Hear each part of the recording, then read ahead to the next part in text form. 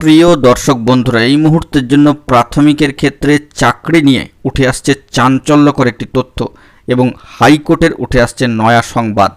জুলাই মাসের শেষে কার্যত এসে পৌঁছে গিয়ে আর্জেন্ট এই আপডেটটি উঠে আসছে প্রাথমিক থেকে, তাই আর্জেন্ট ভিত্তিতেই ভিডিওটা ক্রিয়েট করতে হচ্ছে। ভিডিওটিকে সম্পূর্ণ শেষ পর্যন্ত শুনে নেবেন, শেষ পর্যন্ত দেখে নেবেন, চ্যানেলটিকে সাবস্ক্রাইব করে সঙ্গে থাকবেন।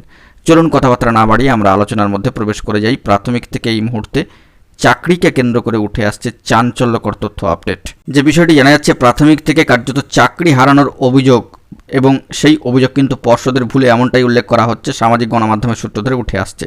তো পর্ষদের ভুলে চাকরি হারানোর অভিযোগ করে মহামান্য কলকাতা হাইকোর্টের দ্বারস্থ হয়েছেন একাধিক প্রাথমিক শিক্ষক। গত বুধবার সম্মানীয় বিচারপতি মহাশয়া অমৃতা সিনহা ম্যাডাম মহাশয়ের এজলাসে মামলাটি উঠেছিল।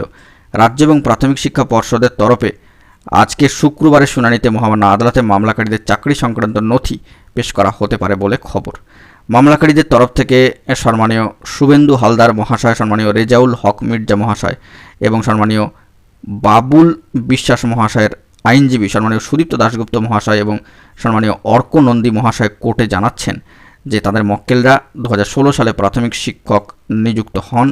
তখন তাদের প্রাথমিক শিক্ষণের ডিগ্রি না থাকায় অপ্রশিক্ষিত শিক্ষক হিসাবে নিযুক্ত হওয়ার কথা, কিন্তু পর্ষদ প্রশিক্ষিত শিক্ষক হিসাবে চাকরি দেয়। 2017 সালে তারা প্রশিক্ষিত শিক্ষক হিসাবে চাকরি পাওয়ার যোগ্য নন, এই যুক্তিতে বরখাস্ত করা হয়।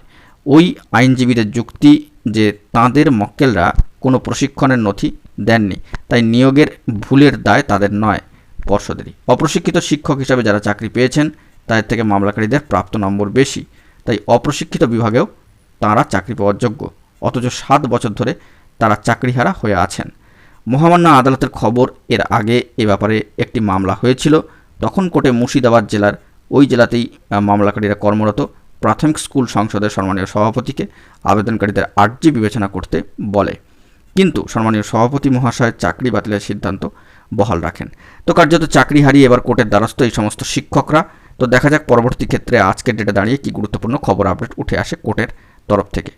তো এখন এই পর্যন্তই। গুরুত্বপূর্ণ আপডেটগুলি পাওয়ার জন্য এখনই চ্যানেলটিকে সাবস্ক্রাইব করে সঙ্গে থাকুন। এই মুহূর্তে প্রাথমিকের চাকরিকে কেন্দ্র করে চাঞ্চল্যকর তথ্য আপডেটটি উঠে আসলো হাইকোর্টের বড় খবর। বন্ধুরা, এখন এটুকুই। সকলে ভালো থাকবেন, ধন্যবাদ।